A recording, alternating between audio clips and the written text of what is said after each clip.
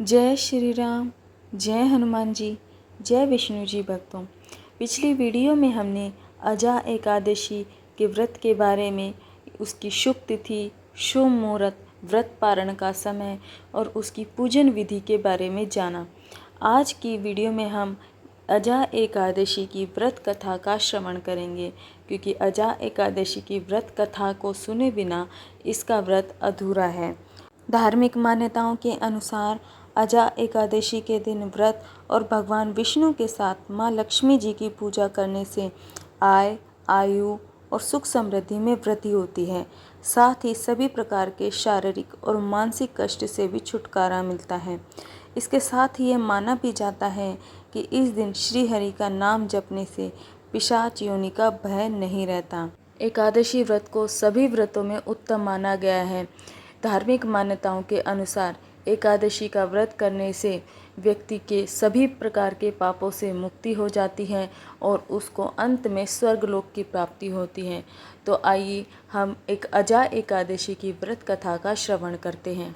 अर्जुन ने कहा, हे श्री कृष्ण, मैंने श्रावण शुक्ल एकादशी अर्थात पुत्रदा एकादशी का सविस्तार वर्णन सुना। अब आप कृपा करके मुझे भाद्रपद माह के कृष्ण पक्ष की एकादशी के विषय में भी बतलाइए। इस एकादशी का क्या नाम है तथा इसके व्रत का क्या विधान है और इसका व्रत करने से किस प्रकार के फल की प्राप्ति होती है। तो श्री कृष्ण कहते हैं कि हे कुंती पुत्र, भाद्रपद माह के कृष्ण पक्ष की एकादशी को अजा एकादशी कहते हैं। इसका व्रत करने से सभी पाप नष्ट हो जाते हैं। इस लोक और परलोक में मदद करने वाली इस एकादशी व्रत के समान संसार में कोई दूसरा व्रत नहीं है। अब ध्यानपूर्वक इस एकादशी का महात्म्य श्रवण करो। पौराणिक काल में भगवान श्री राम के वंश में अयोध्या नगरी में एक चक्रवर्ती हरिश्चंद्र नाम के एक राजा हुए थे।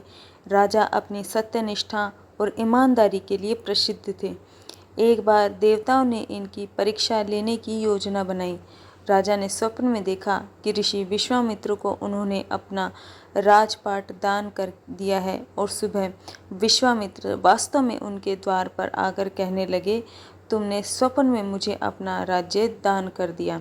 राजा ने सत्यनिष्ठ व्रत का पालन करते हुए संपूर्ण राज्य विश्वामित्र को सौंप दिया। दान के लिए दक्षिणा चुकाने हेतु राजा हरिश्चंद्र को पूर्व जन्म के कर्म फल के कारण पत्नी, बेटा एवं खुद को बेचना पड़ा। हरिश्चंद्र को एक डोम ने खरीद लिया जो शमशान भूमि में लोगों के दाह संस्कार का काम करवाता था। स्वयं वह एक चांडाल का दास बन गया था। उसने उस चांडाल के यहाँ कफन लेने का काम किया, किंतु उसने इस आपत्ति के काम में भी सत्य का साथ नहीं छोड़ा।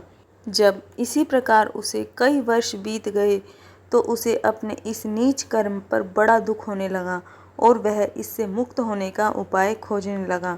वह सदैव इस चिंता में रहने लगा कि मैं क्या करूं, किस प्रकार इस नीच कर्म से मुक्ति पाऊं। एक बार की बात है, वह इसी चिंता में बैठा था कि गौतम ऋषि उनके पास आए। हरिश्चंद्र ने उन्हें प्रणाम किया और अपनी दुख भरी कथा सुनाने लगे। राजा हरिश्चंद्र की दुख भरी कहानी सुनकर महर्षि गौतम भी अत्यंत दुखी हुए और उन्होंने राजा से कहा कि हे राजन, भादो माह के कृष्ण पक्ष की एकादशी का नाम अजा है।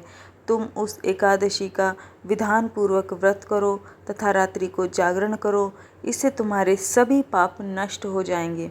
महर्षि गौतम इतना कहकर अंतर्धान हो गए। अजा एकादशी आने पर राजा हरिश्चंद्र ने महर्षि के कहे अनुसार विधान पूर्वक उपवास तथा रात्रि को जागरण किया।